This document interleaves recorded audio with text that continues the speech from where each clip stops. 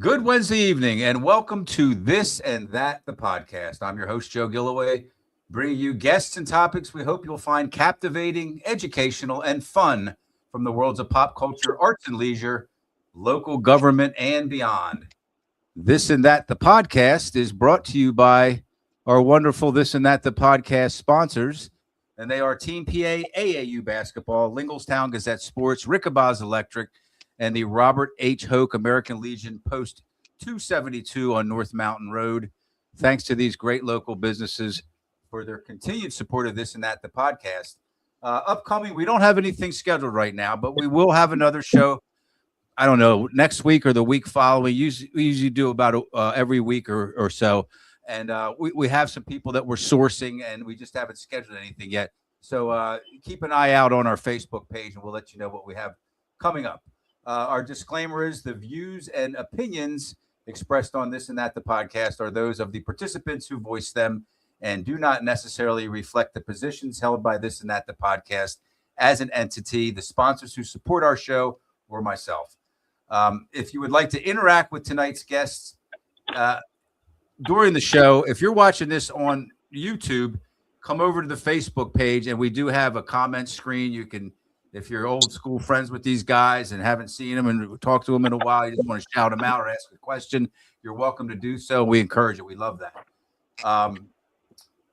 Okay, so let's get started here. Tonight on episode number 51 of This and That, the podcast, we'll discuss the origins of what I'm calling the original mixtape, or the real mixtape, with three pioneer Harrisburg DJs who put these tapes on the street, along with the man selling much of that music that helped to create this iconic underground early hip-hop music that so many of us enjoyed, hip-hop R&B music that so many of us enjoyed. We're excited to have joining us tonight on This and That, the podcast, DJs Herbie Hall, Herb Hazard, and Stevie B, Steve Barber, along with Mr. Mike Albert from Mr. Mike's Records. Fellas, thank you for joining me. Thank you. Thank you for having us. Thank you for having us on stage. Absolutely. This is very, very exciting for me. I mean, I was a fan of all you guys, like, what was it, 40, 45 years ago now? And it's been that long. And kind of this is just things coming full circle. You know, full disclosure, I listened to the DJs here, all their cassette tapes. I wanted one all the time. I wanted the newest one all the time. And I bought a lot of music from Mr. Mike, starting at Kaplan's Records on Market Street. So we'll get into that here momentarily, Mike. But that's where I've known you since the Kaplan's days before Mr. Mike. So that's where I met Herbie Hall at. Is that where you did? That's where I met Herb at Kaplan's before Mr. Mike's. Well, here I will say this. You met me there too. Yeah. We would a friend of mine and I'll call him out, Frank Baker. We'd have $20 to spend every Friday, and we'd walk in, and Mr. Mike, we'd just tell him how many we wanted, and we'd follow him through the store, and he just grab 12-inch singles and hand them to us. And almost never did we not like your selections. I mean, we had to rely on you. You did a great job. You knew what we liked, and that made the experience all that more better, having you help us pick out our music, Mike. We weren't DJs. We had two turntables and a mixer and big speakers, and we were terrible at it, just so you know. But we tried, but we were just more consumers of the music. So anyway, let's start with Herbie Hall. Were you raised in a musical home, Herbie? Well, actually, my mother played the piano for the church. My grandfather was a minister, and she was a pianist. So I was surrounded by music all the time. Mostly gospel. Yeah. Okay. Yeah. How about you, Steve? I know you had a brother that was in a prominent local band, right? Do I have that right? Yeah, my brother was a Diamond Funk. He was a band member throughout the city, Electric Church up there on 6th and 5th and Minnick Street. They played there all the time. He was with numerous bands. And he actually I used to carry the cymbals in and help carry the speakers in. I was probably 6 or 7 years old, but he would just have me around all the time, look after me, mentor me along the way.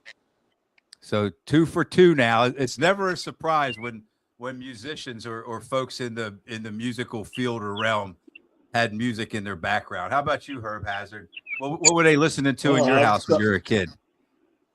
Well, I didn't listen. I listened to Pearl Bailey and Duke Ellington when my parents was pretty old. So, but they got me into the band. I played the trumpet, at Herbert Hoover, and all the way up to high school until I started playing sports, and that's how I got my beginning with music. Okay, Mr. Mike Albert. My mother and father. I grew up in the house listening to the Temptations, the Four Tops, Sam and Dave, all the good old 50s and 60s R&B soul. That's why I kind of stuck to selling that kind of music. I didn't know rock music and country and western, so I found my niche. And you grew up in a town that probably had a lot of, let's just call it black music, that encompasses R&B, soul, funk. Oh my God, yeah. I told you the story when I was on your show before about my brother Eddie. I mean, we listened to whatever was on the radio, and I remember when his friends came over, football, and most of them were black, and they brought like Parliament, Funkadelic, Earth, Wind and Fire, all this stuff, and I'm like, whoa. What kind of music is this? Because you didn't hear that on mainstream radio. There was no black radio back then. And that's when the bug hit me, and bam. Yeah, we used to try to, I'm sure we all did, if you move your antenna around a little bit, you could maybe get WBLS. What was the one down B103? B103, right. B103. You could sit up in Reservoir Park. If you got to the right spot up there, you could kind of pick up the signal a little bit. It worked, though, too. It really did. But, but Mike, you make a good point. Until WFEC, we really didn't have anything without, going out. We had, Herbie, help me out, Herb, was on Market Street in the church. Toby Young, every Friday night. Toby Young. Yep. I remember hearing Sugar Hill Gang, Rapper's Delight on his radio station. I can remember where I was because he was on at like 10 o'clock at night till maybe 12. And I remember hearing Rapper's Delight. It's like, whoa, because that was kind of the first rap record besides Fatback Band. Right. King Tim III. Yeah. Yeah, I was just listening to Fatback Band the other night. I still listen to the same music. After all these years, I still listen to the same stuff after all these years. And I think I referred to the music that we're talking about here as somewhat underground in my intro, and it really was. I mean, we're talking about music that you weren't going to find at mainstream record stores for the most part. Okay, we know what we're talking about here. You weren't going to hear it on the mainstream radio stations. I went to school. I went to Central Dauphin, and a lot of my friends out there, they didn't even know what they liked it, but when I put a cassette tape in, they never heard any of those songs, so in a sense, maybe not for us, the five of us, but it was kind of underground for like mainstream folks, and I think that's what made it. I just wrote down just a couple artists here, and these are kind of artists that you would never heard on like the top 40 or Casey Kasem, D-Train, Man Parrish, Jocelyn Brown, Howard Johnson, Kashif. I'll tell you what, I liked a lot of the Evelyn Champagne King, like the B-side songs. She had a couple hits that you'd hear on the radio, but her B-side songs, Bet You She Don't Love You, and a couple great songs. Yeah. So, people that didn't understand that, those artists and that kind of music, they'd have no idea what we're talking about here. So let's go back to Herbie. How did your fondness of music, how did it turn into kind of like a job? And I know it wasn't a job in a traditional sense, but how did you decide, like, man, I think I could do something with this? Well, my inspiration came from hearing a lot of New York radio. I was, back in those days, I loved hearing other DJs, what they were doing, the big names like Frankie Crocker on WBLS, going to the nightclubs in Jersey and Baltimore. Tony Humphries comes to mind. And then the void that you spoke about earlier of not being any black radio, that was the catalyst for me getting into the mixtapes, because it was just so much really good music that was coming out. You had those mom and pop record labels like Streetwise and Emergency Records and Salso putting out some bangers, and what eventually happened, you started seeing the big companies like RCA and Columbia buying up those little small mom and pop record labels, you know, because I mean, there was moving a lot of units. I mean, Mike, you can attest to that from what was selling out of the record store. And, you know, the mixtape for me was a way to create an atmosphere that didn't exist. I even had my own call letters, WJAM 107.5 in Harrisburg. It just gave, it filled a void. Yeah, it filled a void that was, you know, even when we had black radio, it never lasted very long. The tenure I had at WIZZ, even though it was profound, it was very short-lived. And that seemed to be a pattern that follows throughout. You get a station and then boom, they disappear. And I think a lot of it had to do with the, you know, corporate advertising. They just didn't want to support an urban themed station. Now, let me ask you this. It was a whole different experience listening to your tapes, okay? Because you had the sponsors, you had call letters. How did you go about getting those sponsors back then? I think you had like a hair salon, and I can't remember the names of them. I'm sure you can, but that was a real kind of sounded like a real big city radio station we were listening to. Yeah, it was for me. I just, you know, it was footwork. I just, you know, back then you had a lot of hair. There was this incredible boom of hair salons and barbershops in the early 80s, you know, and I would just go in there and say, hey, you know, let me know your stylist names, your barber's names, and I'll put them on my mixtapes, you know, and advertise the business. They give me $50, you know, and, you know, I just follow suit. And I was moving a lot of mixtapes. So it was great. You know, people love hearing their name, you know. Absolutely. So, and then it was a way to, I guess I was kind of a social influencer before the term became popular, because what I was doing was promoting the business and the music in the same breath. It was, you know, it was sorely needed, because at the time, like you said earlier, Joe, there was no black radio. And so we were uninformed, you know, and it was a way to help promote those businesses and at the same time promote my own brand, you know, so that everybody wins. How about you, Steve? When did you decide, like, okay, I come from a musical background, my brother's in a band, but I want to be a DJ? When did that light go off for you? I was doing a party one time with Disco Freak, and at the end of the set, he asked me to, he said, hey, play a couple songs before we close out. So the first song I played was Teddy Pendergrass, Turn Out the Lights. And as soon as that hit, the crowd went crazy. They were like, wow. And man, you wouldn't believe how it made me feel. My heart was fluttering. I said, man, I got something here. And I played a couple other selections. People got on the floor, et cetera, which catapulted me to the Edgemont Firehouse when they used to have parties there all the time. And I was a young man, and my brother was in the band. He was playing in the band, and they needed somebody to play in between sets who they didn't have to pay. They didn't have that much money. So I jumped in. My brother he was tagging me along all the time. So what I would do is I jump on the turntables in between sets. Well, little behold, I had the people on the dance floor more than the band did. So just getting those little perks like that, it just catapulted me into doing what I do now. You just knew, right? You just kind of had a feeling like, oh man, I enjoy this. Once that energy hits your body, man, it's like you just know people. You know, makes people's hair stand up on them, and you know, it's just an exhilarating, exciting feeling you get within your heart. And I still have that today. I still like to go into a place where I can just try to bring people together. I think you're busier now than ever, maybe, in a sense. I'm busier now than I am. We're going to get to that. Yeah. Herb Hazard, how about you? What made you decide, like, man, I really, Herb had a different approach. I mean, you were a hardcore kind of scratcher and mixer. I mean, you were talented. I can tell you that right now. I said something to Herbie, right? Was that a month and a half ago? Herbie and I were on the phone, and I said, I think I can get Herb Hazard. You were like, that'd be great. I said, boy, was he ever talented? And you said right away, yes, he was.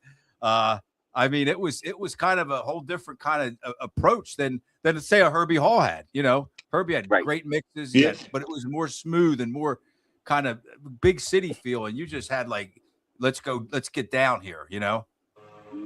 Yeah. Well, you know, I went to a school called Ohio Tech, and some friends came up and got me to go to Central State University. And when I transferred to Central State University, I was in a hall and they had a party, and they had a guy from New York. Now, he wasn't Jazzy Jeff, but his name was Jazzy. And everybody saw him, and I saw him scratch, and I was so amazed. So I kept hanging out in front of his room all the time like a junkie, just trying to have an opportunity to hear the music and see how he scratched and how he brought everything together. And once I saw that, I got on the phone with my parents. I said, "Hey, I need this mixer?" And I got a Sears mixer that didn't even have a crossbar. It had up and down, and you had to go through with your hands and sticks.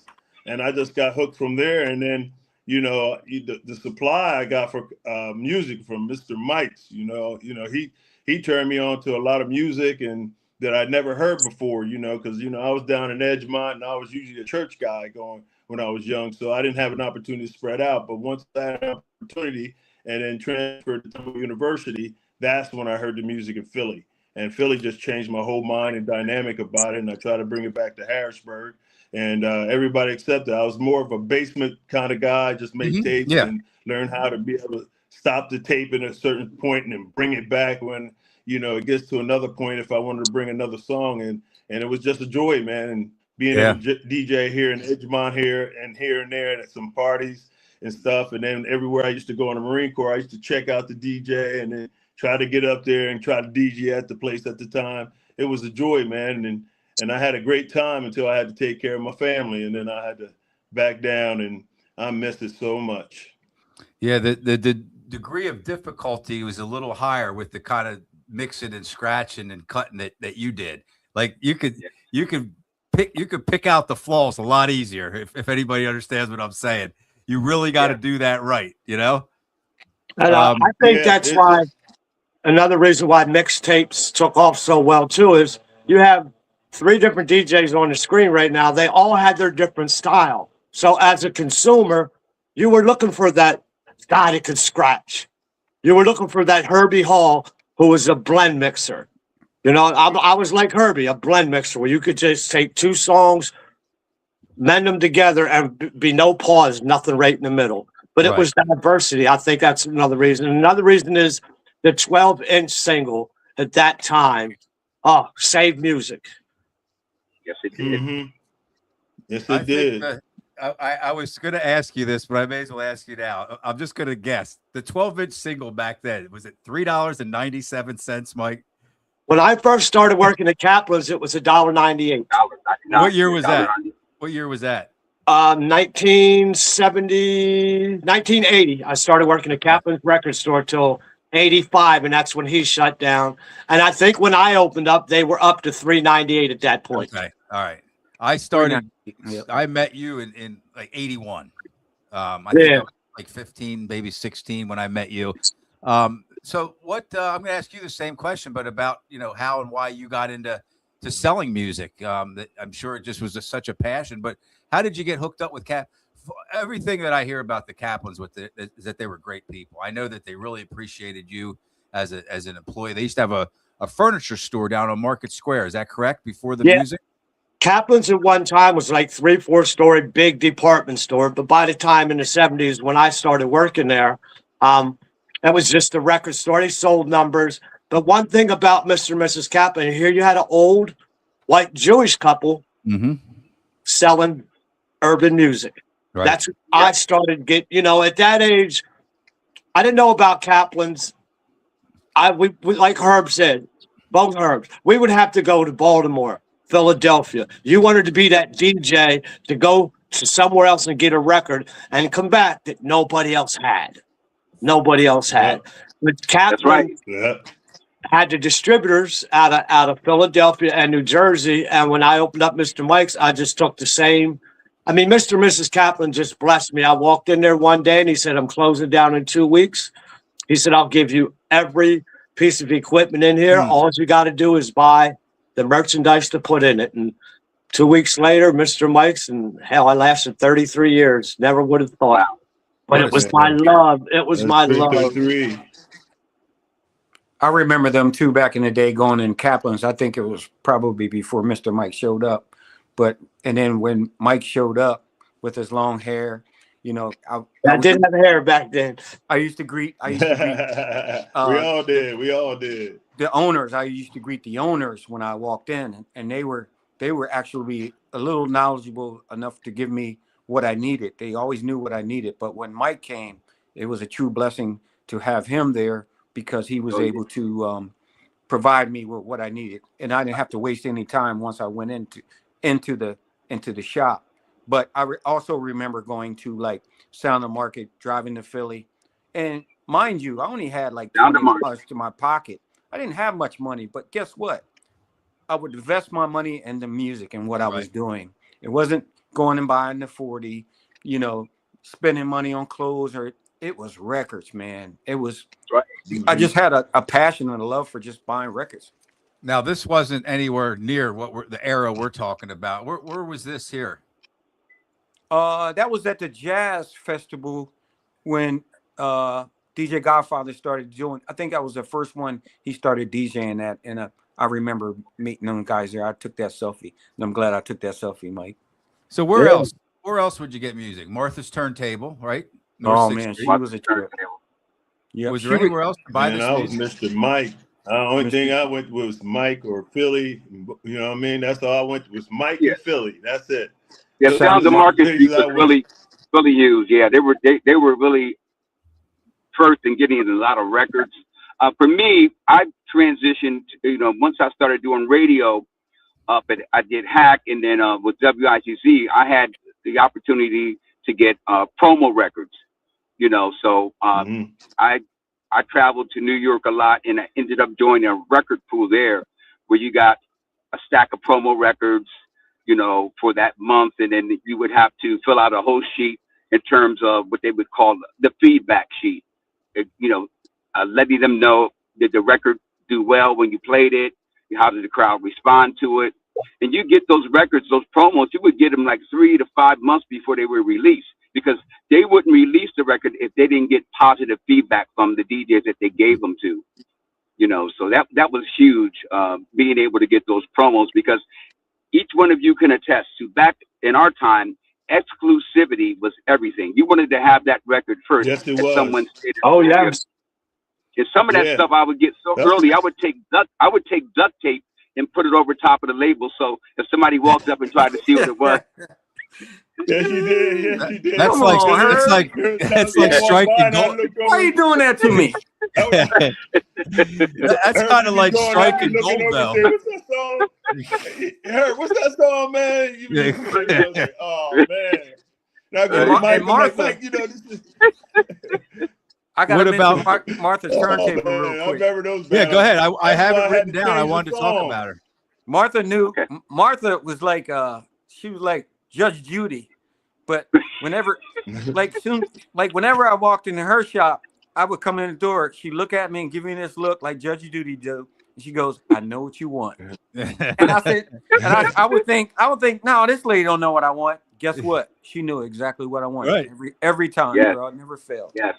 I don't know how she did it, but she was like genius. I said about Mike here. And we Mike didn't know each other outside. He knew what we wanted. He said, basically, we followed him through the store. You know what I mean? He just went, here you go. We couldn't wait to get home. You know, and he always give you one. Yeah. He always would give you one that you would take a chance on. And I'm like, Mike, damn, I only got $4 more. Right. But Mike he said, no, you need this one, and he slid it in on you. And I thank you for that, Mike, because that was good. The whole Harrisburg that gave me satisfaction. We all were playing them. It gave me satisfaction knowing I was selling, you know, the music. And let's face it, guys. Music, 90% of the time makes you happy. When you want to get happy, you want to put that song on CD, mixtape, whatever it is. And somebody mentioned, Steve, who's the DJ you mentioned used to let you play? DJ? Oh, Disco Freak. Disco Freak and Flip the Trip. That's who I learned from, was Disco Freak and Flip the Trip. There was those pioneers. They were probably more or less the pioneers in Harrisburg. Do you agree, Herbie? They were. Yeah. I agree, 100%. Those were definitely the pioneers. And then you have the ones after us, the T-Boy Golds, the DJ Schmitty, the Alf Dog. It used to be down my store every Saturday towards the end, you know, mixing it up. Just music is just so universal. Who else are we? Yeah, leaving out? Mike Pemberton used to always use Michael. He was a showman, and he would use incendiary devices and everything. And he was just amazing. Yes, it was amazing. Yep. Shout out to Mike Pemberton. Yep. Shout out to Mike, and man. Flip the Trip. And Flip the Trip. Flip the Trip. Signature laugh. Right. I tried to get a hold of Flip the Trip. Is he still around? Yes. Yeah. I just couldn't find him. I just said I could usually find anybody because I kind of do this for a living. I mean, there's a lot of investigative stuff, but yeah, I mean he's another one I remember too, and had his own style. You know, he had a unique approach to it, and so how did you guys distribute your tapes? I mean, Herbie, everybody wanted what, you know, they were waiting. How often did you release a new tape, Herbie? It would be based on what I did from the record pool. Okay. So every 2 weeks or so, you know, I'd get new music and I'd incorporate it into the next mixtape. And then back then, you know, go ahead. No, I was going to say, was it a trunk of your car thing, or did you drop them off, or did they pick them up? How did you get them out there? Because there were a lot out there. I hit the streets. Okay. And then after that, once you had Barry Carter up there, the B-Large sound effect, he became a more stationary model. He would buy a copy and then make his own copies and give me a flat rate. I kind of liked it the other way, where I was just hustling the tapes myself. You kind of make more money that way.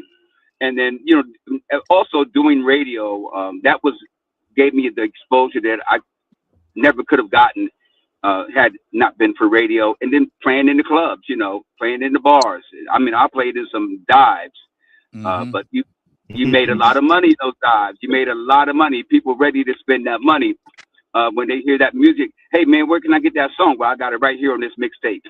You know, What dives? Talk about the dives you played in. Oh, my God. Charlie and Ernie's, Tippy's? Times Hotel, Tippy's, Fabs. It's a litany of them. Yeah. Some of the bars are closed now. So those places, the buildings are even gone, you know. So, but it was a way to get exposure. It was a way to move product. Right. Yeah, definitely.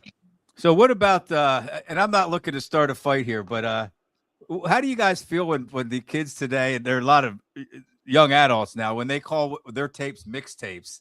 Because my son's 37 and he's into hip hop and he used to rap and stuff, but I'd say that's not a mixtape. You know, it's not to say, you know, I'm not being negative about the music, but I said that's not a mixtape. But they use that, right? Right. Yeah, I think the culture changed a lot. I mean, from where we came from and from where it's at now, it's just a whole different thing. I mean, we started out with records, and then we went to CDs, and then we went to the laptop. So it's hard to compare because of the era that we come from. But if you were able to follow all three eras, from records to CDs to laptops, I mean, you're real fortunate if you can still do it at this level. Yeah, you know, even loading up the stuff in the laptops. We didn't load programs into laptops. We just had the equipment. We put the records on and we did it. You loaded your trunk with the records with the quarter on it, you know. With the quarter on it. Yeah, the quarter on your turntable. Oh yeah. So you could make sure keep it steady and stuff. I mean, the kids today, man. I mean, they have so much technology to create what they're trying to mix, and the fan on your it sounds amplifier. real nice. Huh? Yeah, I think we were all blessed to come up with the touch of vinyl. There's nothing like touching that piece of vinyl, slowing that down just enough, hitting that pitch control, realizing I did this, not AI, not a computer. I did this. That's correct. No sync button.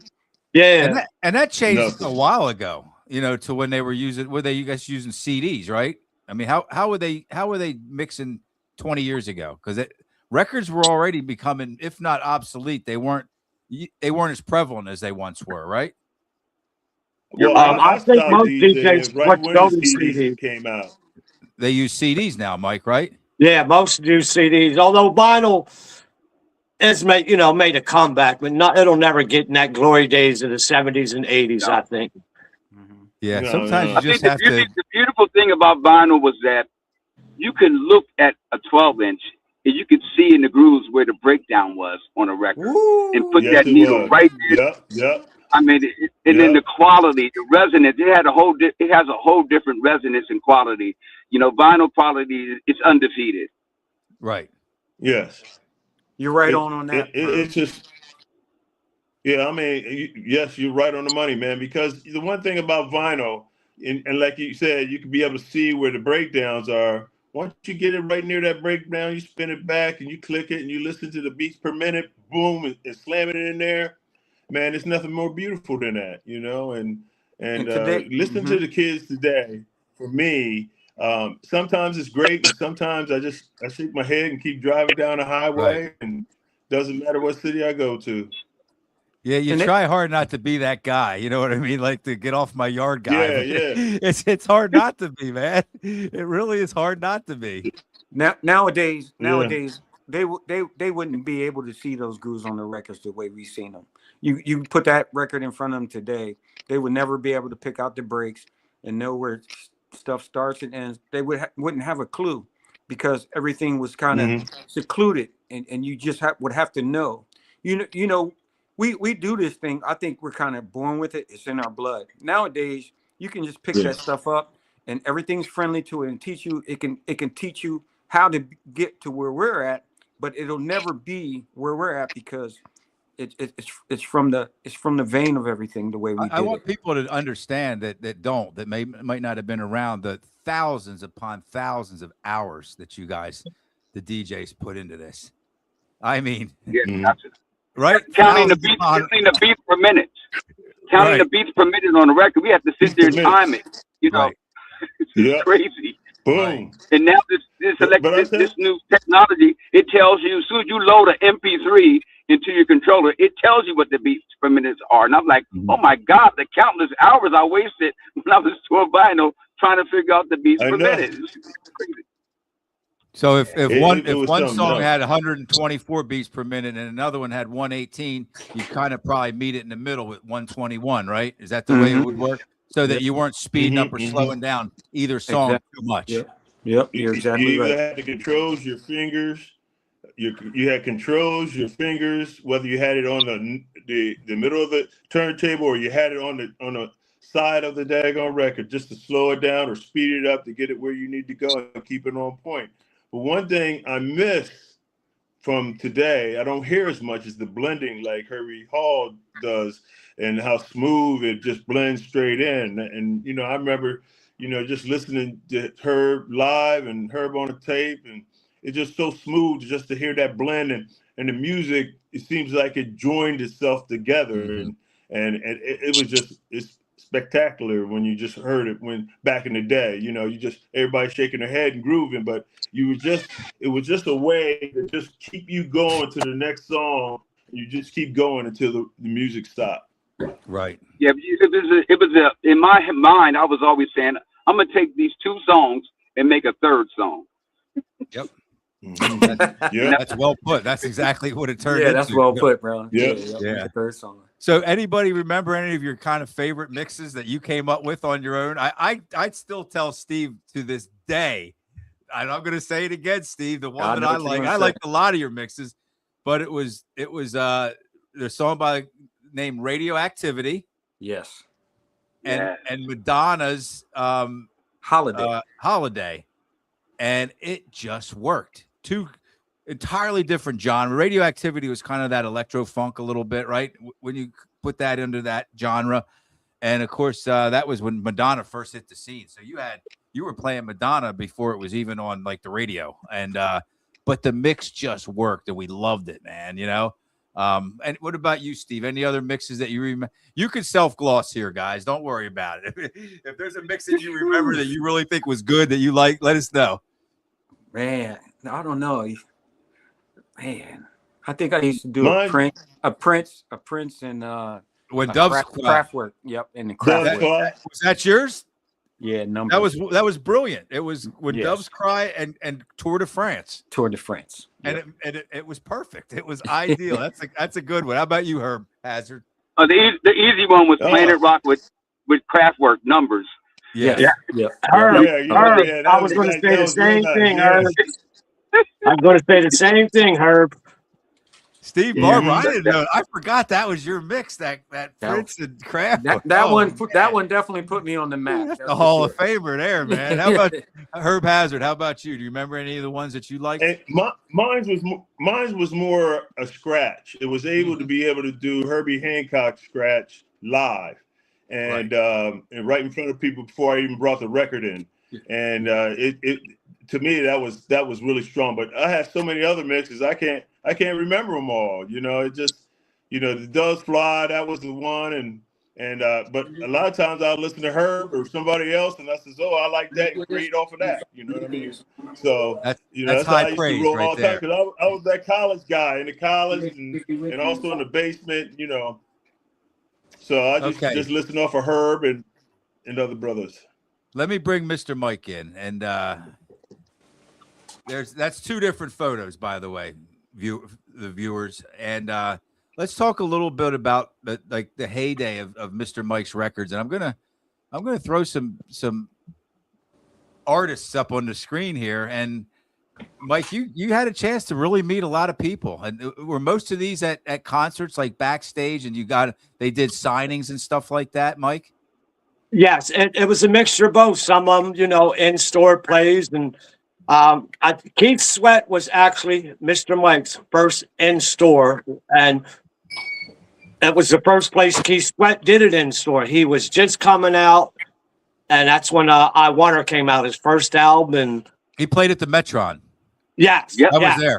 I was in the booth with oh gosh, my DJ friend he was Ray Rossi. Was it Ray Rossi? It wasn't Ray Rossi. But he would let me work the lights with him for all the concerts, which would get me in that tiny little booth, and then all the artists would be in there before they go on.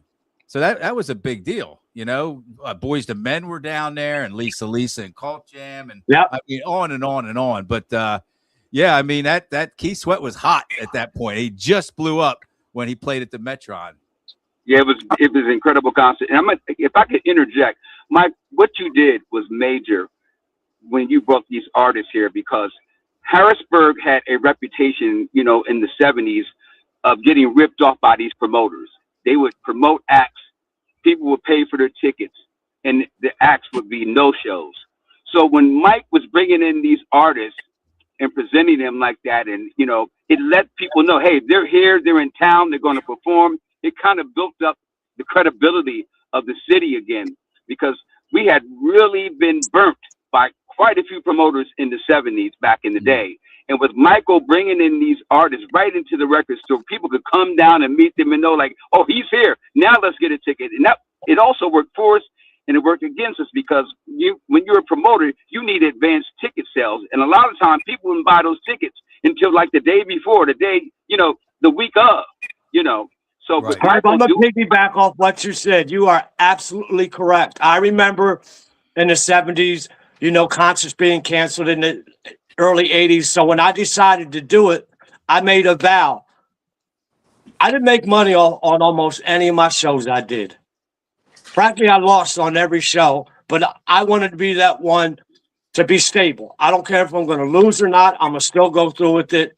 And I got to meet a lot of wonderful people throughout it. But Herb was right about advanced ticket sales.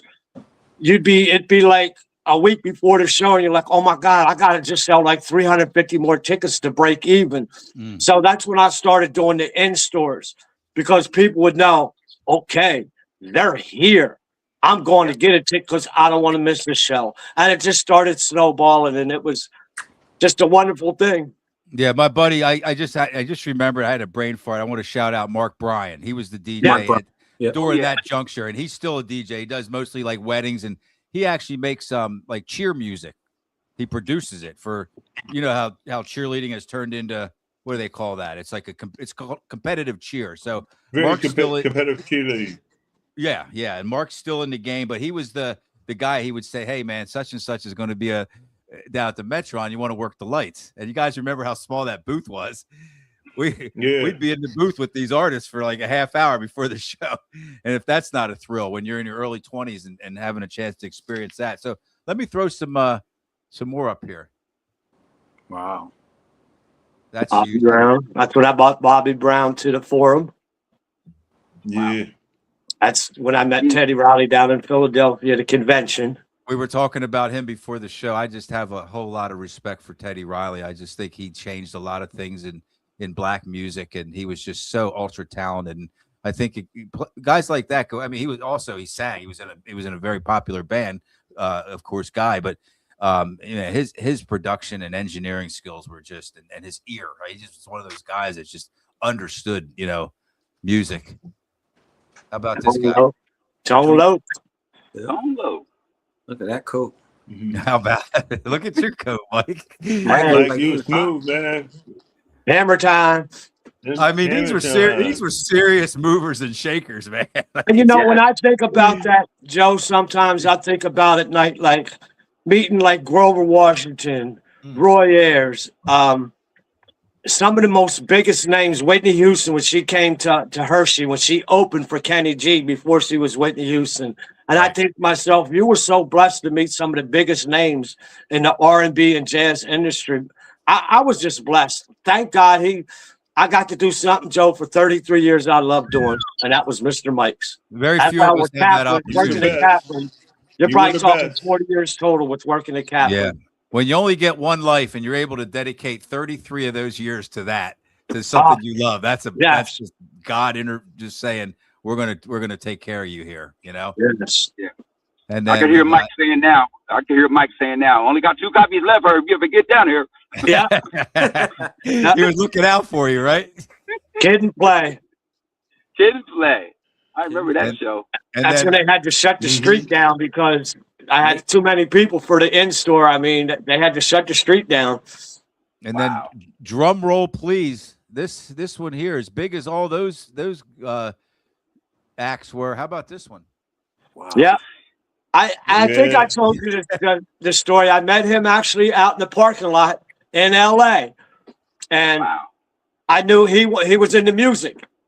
So I gave him a couple mixtapes. And the next day, pulled in the same parking spot, and he called me over to his car, and he was like, hey, who made these tapes? I said, I did. He said, if I give you my home address, can you send me mixtapes throughout the year? Because I love music. And I was like, pinching myself, like, wait, Magic Johnson's giving me his address. And I used to send him my mixtapes, and he invited me out to his house. I got to stay at his house for a week. So, oh, man. A lot of stories, a lot of memories. That's wonderful. Incredible. Yeah, listen, we just all lit up. We were just all sitting here with smiles on our face the whole time you were telling that story. Yeah. That's incredible, man. I knew that picture had a story, but I didn't know that it had a story like that. So. Oh yeah, he was one of the most nicest people to everybody. He did not turn anybody away with an autograph or anything. A lot of respect for that man. So let's talk about what will you guys go to cassette tapes? There's 4 of them. I mean, there was more than that. It seemed to me like the Maxell up in the left-hand upper left seemed to be like Maxell XL2 Gold was the one you made your master. That's what you made your master on. That's right. And you made the dubs on the TDKs. TDK, that's right. TDK, yeah. TDK. That's right. Yep. So you didn't want to screw up that master. You didn't want to screw up that master. Man. So the 2 on the left there, they're the ones that had the most. The 2 on the left. Yeah. Yeah. And then the other ones, if you're a little light on cash, you could probably exactly. Yeah, you ain't got that. And then snap on you. She would pop. She pop on you together, now. You know what I mean? Right. Then you try to tape it together after it pop, and that didn't always work. Yeah. Okay. So let's kind of go down the home stretch here a little bit. I don't think any of you are like inactive. I know Steve because I know Steve and I know what you do. Steve, you still DJ. Yes. And I don't want to tell your story, but I just want to kind of set you up here. You're heavily into karaoke, which, like you said, it gets you around that whole scene and allows people to recognize who you are and then maybe look at other things that you do. I mean, you're not just music anymore. You're an artist. Like you're a what's the word I'm thinking of? Abstract expression. Visual art. Yeah, visual art. Mm-hmm. That's a Steve B. Yes. Oh, that's nice. That's a Steve B. Nice. And then that's a Steve B. Yeah. How did that happen? And it's not uncommon for musical artists to kind of cross over into visual art. But were you as a kid? Were you drawing and painting or anything like that, or this happened when you were more of an adult? Well, when I was in school, I was in different art programs, and I kind of adapted to it. I just had a love to it, just sort of like DJing. My love for DJing was the same for my art as well, and they both kind of happened at the same time. And I was always intrigued with albums. You know, we used to look at the albums and the credits and the art on the album covers and everything, and I just levitated to that. That's always been like a draw to me, doing that. And I just with art, and even DJing and music, I just never. Once I picked it up, I just never put it down. God give it to you, you know. Only the devil can take it away if you let him. So I just kind of held on to those things, and that's today. That's today's picture. What are we looking at here? That's a proclamation that I got from Dauphin County, recognizing me for my art endeavors throughout the years. Oh, that's nice. I used to do different shows with local businesses, banks, and etc. It was a way to get exposure for myself through the arts, and if they found out about my DJing, then they found out. But that was just another avenue to get recognized. And I was very proud to get that proclamation. And I went to the Art Institute of Philadelphia, where I picked up an associate's degree in visual and graphic communication. I kind of did that to be a vehicle to help me with my DJing or whatever else I wanted to do. And it was just something. It's just something that I love to do, man. God give it, you know. So I just express it, you know. Well, I'm proud of you, man. I'm proud to call you a friend. You and I met, I think, in like 1982, because you went to East, I went to CD, but all my good friends went to East. You know that. That's how I met you. You were, I think, in 10th grade back then. Yes.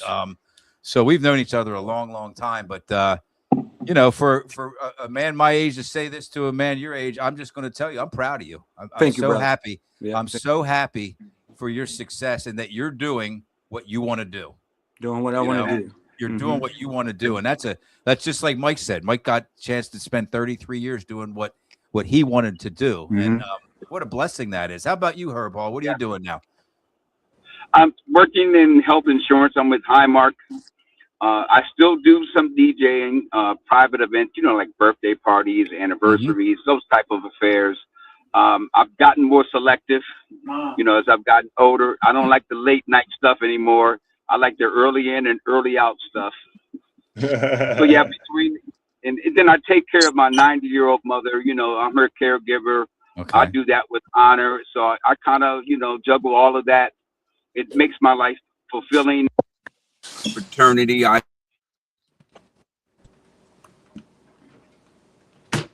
think we lost him, at least the audio part. Yeah. Herbie, I don't think we can hear your audio. Can you guys? I can't hear it. No, I can't.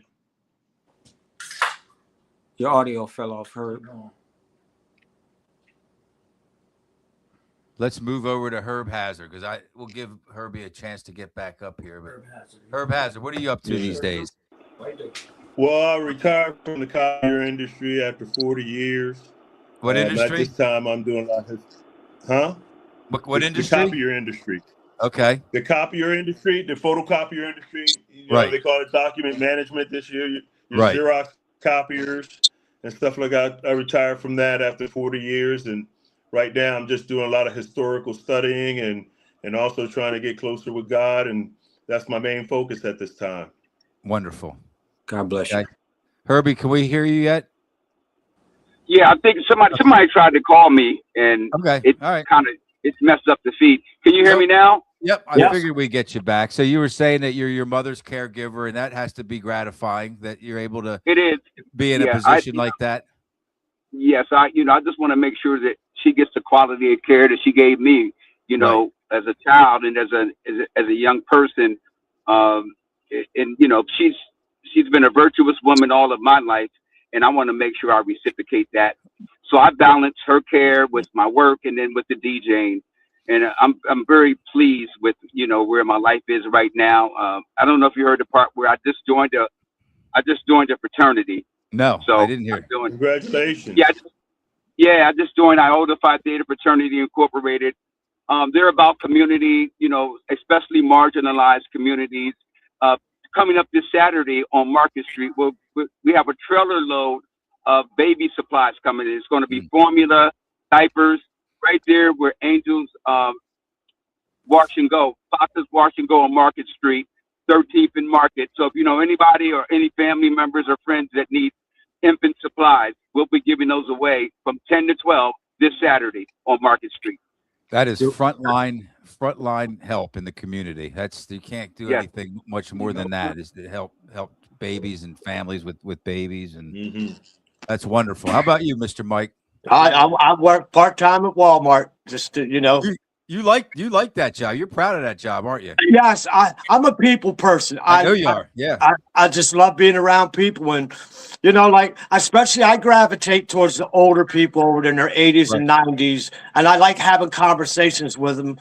And some of my associates ask me, "Why do you talk to that person so long?" And I said, "Well, I might be the only interaction that person has all day long.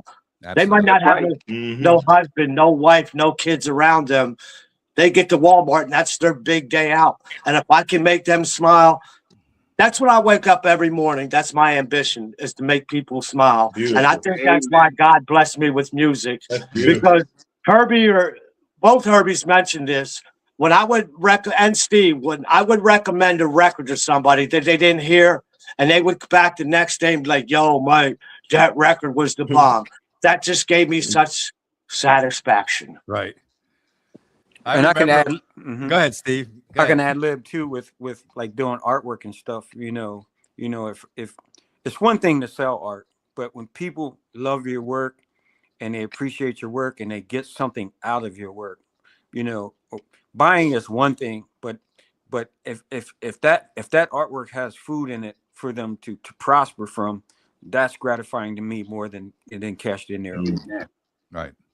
Amen to that. Yes.